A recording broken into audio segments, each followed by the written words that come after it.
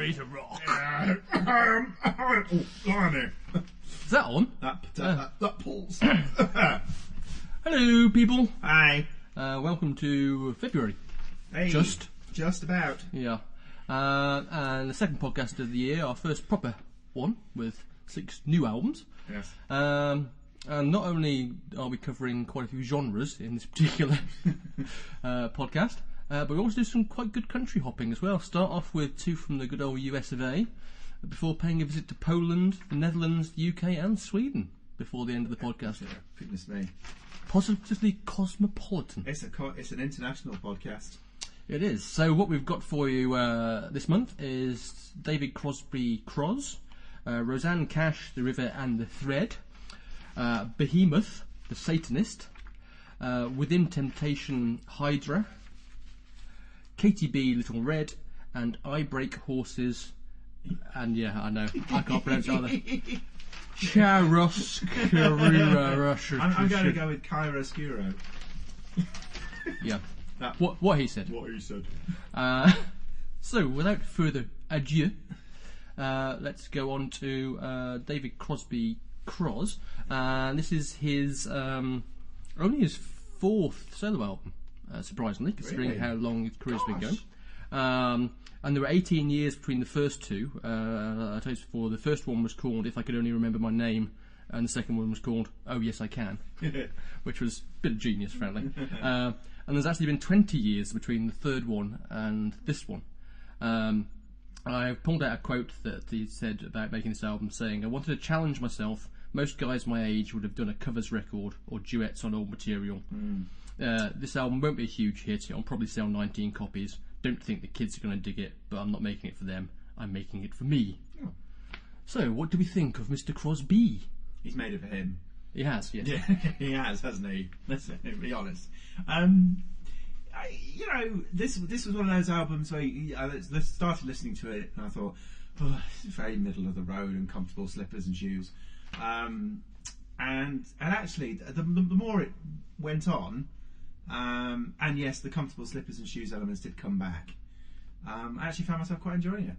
Yeah. You know what I mean? It had that sort of 80s middle of the road kind of and country album twang. Well, that, and also you got the kind of elements of the kind of jazzy 80s sting as well. Yes.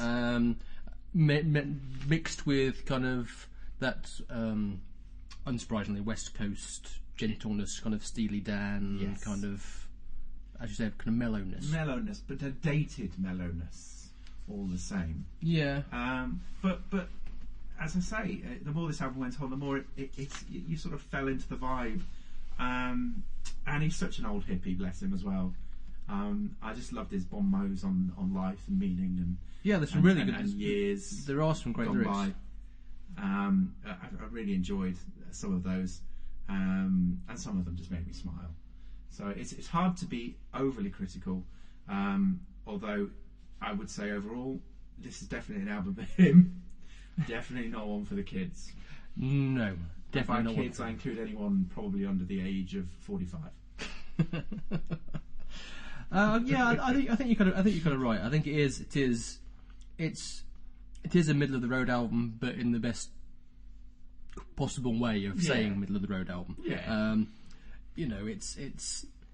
It's one of those things that gently creeps up on you, and more than anything else. As you say, it starts off and you're thinking, "Oh, this is a bit kind of whatever," and then I say there's some great lyrics, some quite funny lyrics, and the song I think it's Time I Have. I like this. It says, "People do many things that make me mad, but angry isn't how I want to spend what time I have." Cognitive dissonance, they call it. I wonder just how small it could be made to be. And I quite like that kind of. Anyone that can get cognitive dissonance into a song lyric, deserves respect, frankly. I agree. I mean, I think there are. I think "Time I Have" actually is one of the standout tracks. I also like "Dangerous Night." "Dangerous Night" and "The Clearing" I also really liked as well. Yeah.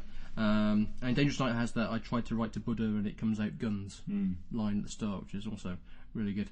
And as I said, with the Sting kind of thing, you've got kind of Wynton Marsalis playing a really nice sax solo on "Hold On To Nothing," And there's another sax solo not played by him, but towards the end of the album. I think it might be the last track on Find a Heart as well, which is also very nice. And it's just, it's a nice record. Yes. It's nice. The only way to put it, really. Yes, in the best possible way. Indeed. Yes. And before we move on, I should say we're introducing a new bit into the podcast, or trying it out this podcast, which is to look up the Metacritic website to see what score an album's been given based on the critical reviews it has garnered to date. And the Metacritic score for the David Crosby album is 72%, based on 8 reviews, which is around about the 3.5 star mark, I guess, if you were doing it out of 5 stars. And that's half his predicted sales, isn't it? Exactly, yeah. So we move on, but sticking with a more gentle theme, to the 13th album from Rosanne Cash, called The River and the Thread. And it's the first album in a few years, and I think this is made as a kind of almost kind of a love letter to the South. And it's our first country album of the year, considering how much we warmed to the new breed of country stars last year. It seems almost fitting that we're starting off with one of the old breed. No offence, Rosanne, at the start this year. I think this record gets off to an absolute cracking start. The Feather's Not the Bird is actually one of my favourite songs of the year so far. Really like the kind of tone of that, and the kind of the couplets of the feather's not a bird, the rain is not the sea, the stone is not a mountain, but a river runs through me. It's a bit trite, but actually kind of I think it's quite nice. So there's that, and then the following track, Sunken Lands, which is about I think it's about kind of servicemen fighting at the time of the Civil War, being encouraged to sign up on the promise of being given land, and the land they were given was basically land that got flooded due to I think it was earthquakes that took place. Right. And so basically the land they got was essentially kind of worthless because it was all underwater. Yeah. So go fight for the country, come back and go, yes, here's your lake. Yeah. Kind of thing. I quite like that. Also I really like Modern Blue, which has a touch of kind of Lucinda Williams to it. I think the album then kind of has a big lull in the middle, and you're thinking, okay, where's it going to go? But I think it ends quite strongly. Yeah. So with 50,000 Watts, and When the Master Calls the Roll in particular, which is possibly my other favourite song on the record, which is again one that's also tinged with that kind of Civil War theme, and Money Road as well at the end. So for me, it's starts well, dips, ends well. Okay. All right, I'm going to give the complete opposite review, bar that last bit. Okay. Bar that last bit. Completely agree with you. This album ends really well. Night School and 50,000 Watts, again, standout tracks for me. Really, really nice. I'm glad that we're reviewing this one with the Crosby album. Of course, they're different records, but I kind of had a similar experience.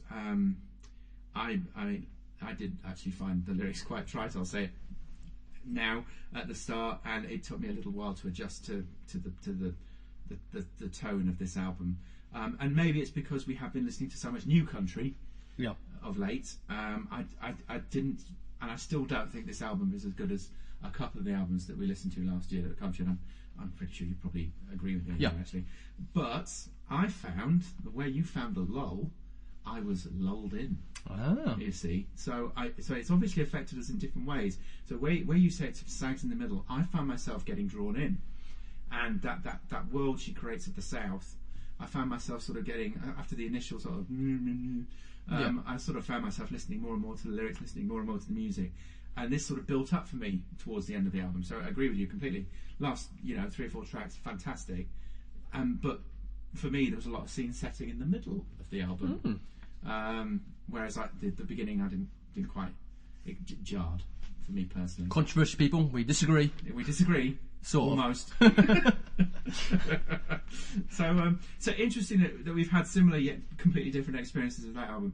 I mean, overall, I like the Crosby album. Actually, no, this has got more appeal certainly than the Crosby album. Anyone that's likes country, anyone that's been introduced to country as a result of, say, the Casey Musgraves and the Brandy Clarks and so on, should pick this up, because Roseanne Cash is she's a qualified country singer. Yeah, country royalty, I suppose. Exactly, really. Probably country royalty. But I wanted to get through this review without mentioning him. So exactly, yeah, him who shall not be named. Yes. The Man in Black, which will be very appropriate when we get to the next album. Yes, but for those who want to know the Metacritic opinion, based on 17 reviews, Roseanne Cash is on 89%, so that's pretty much getting kind of close to 4.5. Oh, I see what you're saying, yeah. There certainly are some Men in Black in this next review. Yeah, so we've brought you in kind of slowly, gently. To say that we're changing musical stylings and tempo for the next album is somewhat of an understatement, really. The next album is Behemoth the Satanist, which is the 10th album from a Polish death metal act who are actually approaching almost 25 years in the business, unbelievably.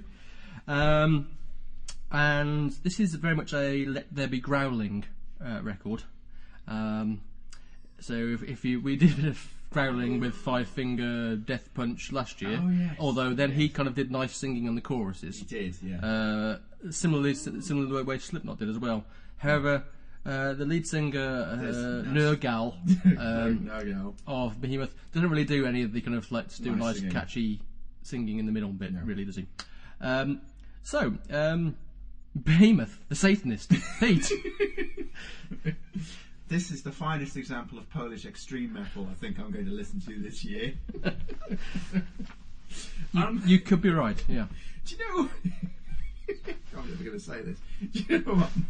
I actually enjoyed this album.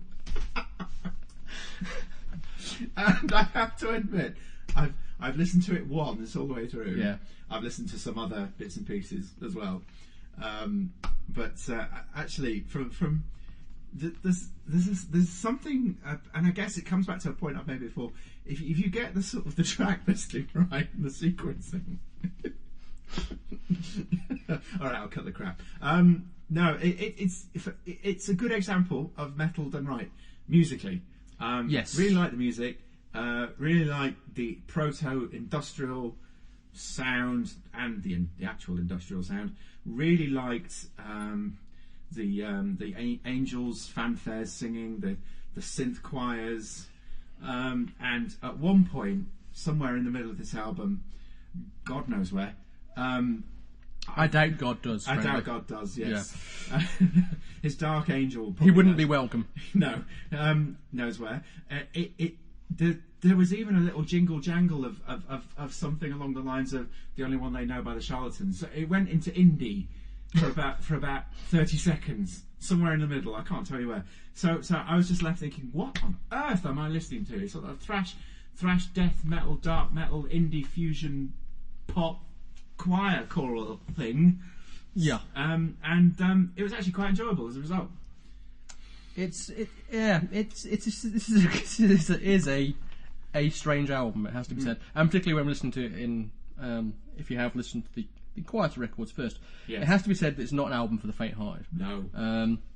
And on occasionally, the second track particularly, Fura Divinius, is frankly like being beaten to death with a blunt instrument.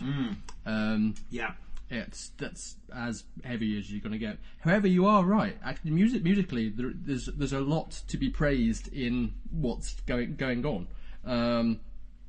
Particularly if you think of tracks such as there's the song Messe Noir, which starts off kind of so-so, but then builds and has a really, really great last-minute instrumental.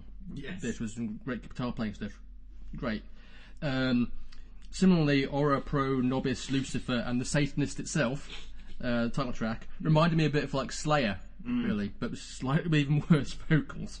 And Satanist is, you could almost say the Satanist would be the single, even though it's not the single, because it's the most commercial of an uncommercial album. Yes. It's kind of slowy, starts off that kind of big Black Sabbath type riff, slow riffs, some kind of drum runs going on, and then my favourite thing is the two final tracks on the album. Yeah. both have spoken word bits. Spoken word, yeah. So you've got In Absence of Light, which has even manages to do an even better thing of not only having spoken word, but also having acoustic guitar. Yes. And spoken word. Yeah. One of those classic metal you must do things.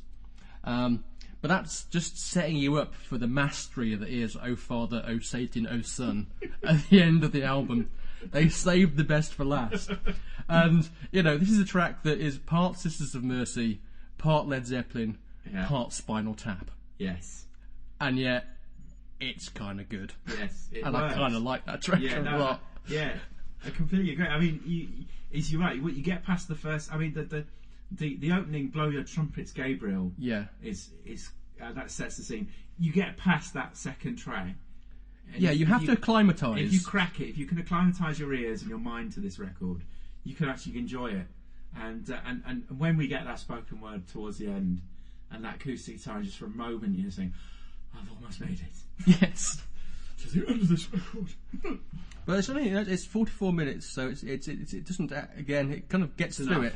It's enough. Well, yeah, it has to be said. Yeah, and isn't the guy, the main guy, the singer, hasn't he been suffering from leukemia or something as well? Mean, this album was made on the back of his recovery, and obviously informs the dark tone. What have they done before? Yeah, well, it doesn't apparently because apparently the gentleman is a Satanist and didn't turn to God when he was when he thought he was dying of cancer, so he stuck to his guns, as it were. Okay. Yeah. There you go. There's not much more to say on that, really, is there? No. Apart from saying that it has been incredibly well reviewed, and actually has its Metacritic score, wherever I lost it, is 93% based on 9 critic reviews. And you would be tempted to think, oh, is that just people like Kerrang and stuff, Metal Hammer, those kind of things. Kerrang did give it 5 stars. However, also the Guardian newspaper also gave it 5 stars. Yes. Spin magazine gave it the equivalent of kind of 4.5 stars. I think so did Pop Matters. So it is an album that is going down well, particularly with the metal fraternity, but also with those who are, I suppose, a bit more kind of open-minded to try out new stuff, if you were. This is the breakthrough for extreme metal. It's the crossover album. Yeah, you heard it here. So, moving on, we stay with metal, sort of, but again, totally different from in Behemoth. We have the 6th album from a Dutch symphonic metal band led by Sharon den Adel, and they're called Within Temptation, and the album's called Hydra. And this is a band that definitely fall into that kind of Evanescence, Lacuna Coil type pot musically, I suppose, if you were trying to do that thing that bands hate you do, which is trying to pigeonhole them. And I think because this is the sixth album, they said that what they were trying to do was to try and take their symphonic metal sound and kind of enhance it and add to it. So in that sense, we have a rap on the album. In fact, we have Exhibit appearing on the 3rd track of the album, and when we run. And considering some of the rap rock crossover things we've experienced in the last couple of years, this is actually one of the ones that works much better than quite a lot of the others. Yeah. It's actually not that bad. And this is one of those great. This is one of those albums that you listen to, and it's kind of okay. It's not kind of dazzlingly brilliant, but it's well put together. You've got some catchy tunes, so Let Us Burn, it's the opening track. Paradise, What About Us, where she does also sings with Tarja Turunen, who is also a similar singer from the band Nightwish. And the final track, The World Is Watching, which reminded me a lot of Nina Gordon's Tonight and For the Rest of My Life, which is a duet with Soul Asylum's Dave Pirner. And the biggest disappointment for me, though, was the second track, Dangerous, says featuring Howard Jones. I thought, oh, brilliant. Turns out it's not Howard Jones from the 80s. It's not the man who gave us What Is Love. It's actually, apparently, the ex-lead singer of Killswitch Engage. But there you go. There you go. What do I know? So, well-crafted but ultimately unremarkable record, I'd say. Yeah, I'd agree. It's I was about to say solid album. I said I'm not going to say that. I think it suffers of listening to the previous record, and that this one, well, for a start, you can understand what's going on. You can blow and hear it, but again, I just found that some of the sort of symphonic rock of the rock just jarred a little for me, and that might just be personal taste. But again, there was one amusing moment. I think it was in Paradise. What About Us? I suddenly heard ABBA. Yes, ABBA. You know? No. Actually, I agree. I heard ABBA and Roxette. Yes, several times in. There's definitely a Scandinavian thing going on. It's only subsequently I found out they were Dutch. But I was like, there's definitely a Scandinavian thing going on here. So that made me chortle, because I thought that made me laugh, because it just sort of had that. It was almost a pastiche of an ABBA song, but done with rock. ABBA were rock. ABBA were rock, but this is sort of more in it. You know what I'm saying. So it, that was amusing, and there were one or two other moments. I found the close of the album a bit tedious, with the duet, with the spoken. Was there any spoken word on this? Sorry, I'm getting confused. I don't think there was. There wasn't, was there? No. It felt like there should have been. That's what was missing. From there was the sort of ballady bit towards the end. It's like a duet with the blue, and you felt like one of them should just say how much I loved you during the recording of this record, and it didn't happen. Yeah. Well, it didn't happen for Metacritic either, because it's not had a single critic review. Oh, right. Apparently, according to Metacritic, I can't believe that is true, but apparently not. So, so our opinion stands there. Our opinion stands on this one. Yeah. So all right. Yeah. Yeah. Exactly.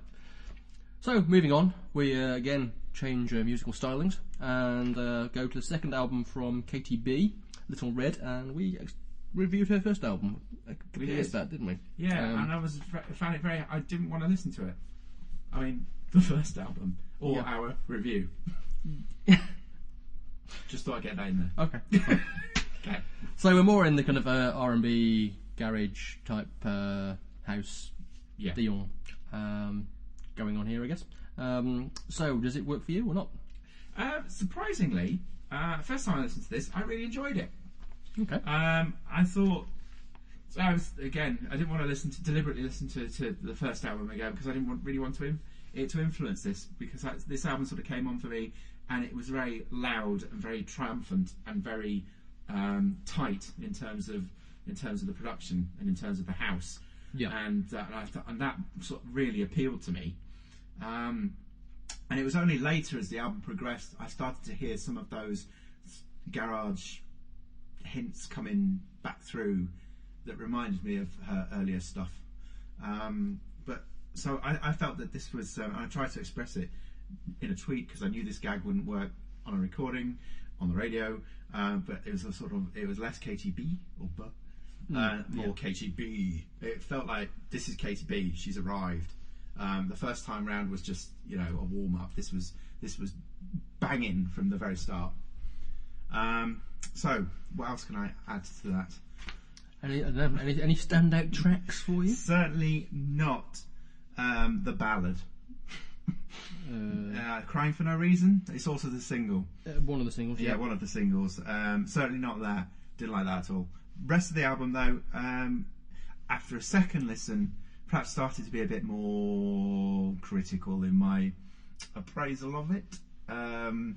So first time round, banging album. Second time round, I was a bit more okay, but still really enjoyed some of the earlier. I preferred the first half of the album. Sure, we've not said that for a while. No, we haven't. I actually I found that the sort of reliance more on the 90s house music appealed to me, and that's again a personal taste and age thing. But in the second half, she sort of drew on some of the more recent influences in garage sound, and we know our new friend Sampha's on there. Indeed, yes. I'll leave you to mention him in a moment. I will do that, yeah. And I also quite like Still at the very end, which again a ballad, but I didn't mind that one for whatever reason. Yeah, the start of this album, when the album kicks off, I was ready to start singing "Pump Up the Jam." See? On next thing, I was thinking, okay, that's where we are, is it? Jump. and and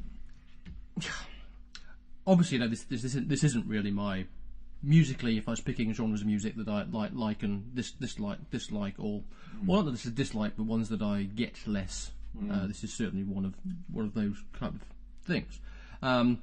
It's interesting you said for crying for no reason. I think at its best, there's no denying that songs like Crying for No Reason and 5 AM, which I actually think is the best track on the record, I really like 5 AM. have commercial Yeah. catchiness, which I suspect is the Guy Chambers' influence on those two tracks. Yes. But interestingly, with Crying for No Reason, I'd been thinking this was a Rihanna single for weeks.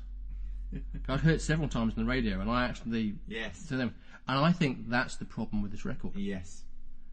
It's just too hard to distinguish most of the material on this album from a whole host of other artists that are out there. From the fact that there's lots of transatlantic phrasing in the way she's kind of singing, you got lots of stock R&B sound palettes that you've seemingly billions of US R&B artists are troping out, except for a few throwing in a few house bits here, a few grime bits here, and a few garage bits here to try and change it. And I think because of that, I actually think, whilst it's a perfectly fine example of what it is, I think it's a shame that there's not enough, for me, there's not enough of her individuality coming out, and she's starting to do what lots of other artists are doing, which is just, you could put a track on and it could be absolutely any one of 5 or 6 dozen female artists singing it. There are a couple of things where that's different. One, as you said, there's the song Play, which is her and Sampha, who we reviewed in the last podcast. And funny enough, similarly to what I thought about him on those things, I thought this track also has that similar kind of early Todd musically keyboardy type thing going on. And it's not a brilliant track, but it's a solid duet, and at least you can actually kind of hear her individuality a bit more on that kind of thing.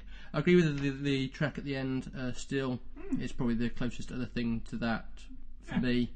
But overall, I think whilst it is a solid record for this type of music, Yes. I think she's getting lost in there for me. I see. I would agree with you to a point, and that's why I think the second half of the album there was more of her coming back through. There's definitely more of the London coming back through. I do see what you're saying. Tracks like Crying for No Reason and Aaliyah. Dreadful. Could but clearly hit records either side of the Atlantic. So I do agree with you there. But I guess if you're asking, what are you trying to achieve? She's clearly gone for a more commercial album.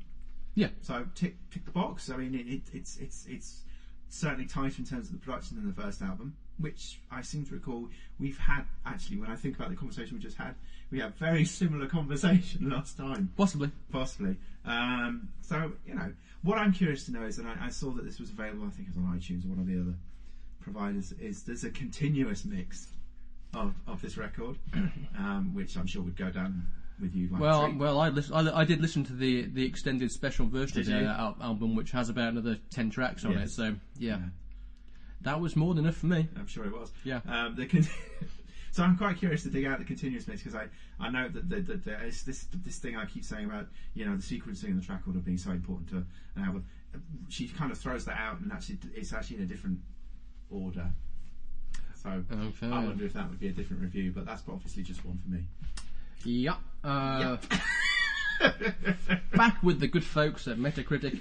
We based on 26 reviews, her rating is 75%. So yeah, pretty good score. Not bad. So we move on to the final album of this podcast. Chiaroscuro. Right, I break horses. Their first album was called Heart. Why can't they just go back to that? I mean, for fuck's sake. So, as I said, second album from a Swedish outfit that basically comprises Maria Linden and Frederick Balk. And first album was very much classic We'd Like to Be My Bloody Valentine kind of album. Okay. So as such, some fans of that album might be a little disappointed with this one. Although, actually, I would argue that the My Bloody Valentine influence is still very strong on this album. It's just that this is more a kind of EDM shoegaze record as opposed to a guitar fuzz shoegaze record. It's an album that kind of blends kind of 80s pop and noughties, spacey synth sounds with kind of breathy, ethereal vocals that kind of move from kind of, dare I say it, Enya on kind of You Burn to Madonna on Denial, and then maybe even Tony Halliday from Curve on Disclosure, which is one of my favourite tracks on the album. There's an irony. Yeah, I know. But never losing, for me, any of that kind of My Bloody Valentine-ness. Yes. And also it reminded me in places of a bit of School of Seven Bells, whose album we reviewed in 2012, Ghost Story.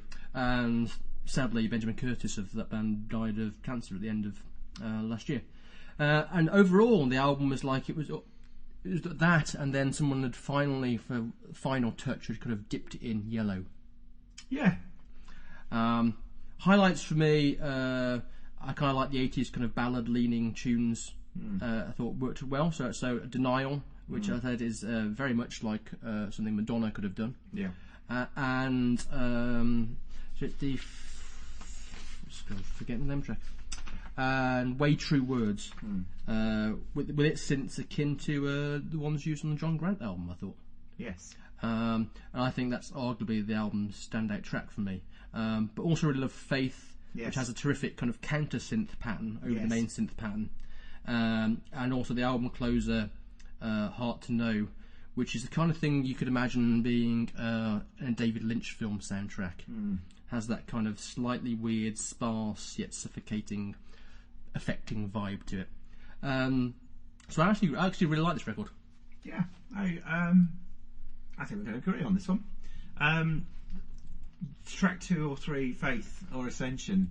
I heard what I'm going to call the base code for Depeche Mode records. You know what I mean? Yeah. That's the double synth sound from early Depeche. It's certainly in there. And can I get through this review without mentioning Golf Rap? Oh no. Definitely an Alison Golf Rap influenced sound. Not on all the tracks, because I'm not doing the lazy thing of just thinking female synth vocalist. Just some of the tracks, certainly earlier on in the record, perhaps. I also really liked, you haven't mentioned it, Medicine Brush, which is another one that's mostly instrumental, and sort of creates that. And you're just waiting for the lyrics to kick in. But when they don't, it doesn't disappoint you. It just keeps going. You think, oh, okay, I like it. I like the way this is building, and that sort of introduces the sort of latter few tracks of the album, which again are probably the finest point of the album. Those that you've mentioned in particular, Way True Words. Yeah, Way True Words, the finest track on the album. But overall, I really enjoyed this record. As reasonably did the critics. Cuts 74% based on 17 reviews. Yeah. So actually all the albums have fared reasonably well with the critics. Everything's been above kind of 3.5% above. It's interesting, I also checked to see if any of these things are actually charted, because apparently they have album charts and everything these days. Do they? Yeah. Gosh, we're slowing down. Yeah. And apparently, according to the current UK album chart for this week, 3 of our albums are currently featured. No way! KTB is at number 8. Obviously. Debuted last week at number 1. Right. Roseanne Cash is at 47, really? Having debuted at 25 last week. Wow. And Without Temptation are at number 99. No. Despite debuting at number 6 3 weeks ago. Number 6? Yep. Blimey, what's going on there?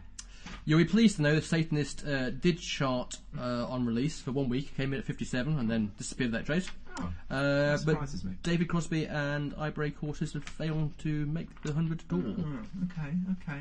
I'd have said that I Break Horses perhaps deserves yes, I would have expected more attention. It's got to be one of those records that disappears without trace. Or ends up on favourite lists at the end of the year. At the end of the year, and everyone's just scratching their head going, I missed that one. Exactly. You heard it here first. I should also say before we start today that it's an old friend of mine. Not an old friend, but a friend. It's not a friend who's old, just an old friend. Glad you clarified. Carole, it's her birthday today. And today being the 27th. So people listening to it in like 6 months' time going, oh, really? So 27th of February. Happy birthday, Carole. This podcast's for you. Happy birthday. So on that note, I think... Are we going to do this every month? Yeah. We'll read his letters. Let us know if you have a... Let us know if you'd like some shameless plugging. On that note, we shall see you again next month. Yes.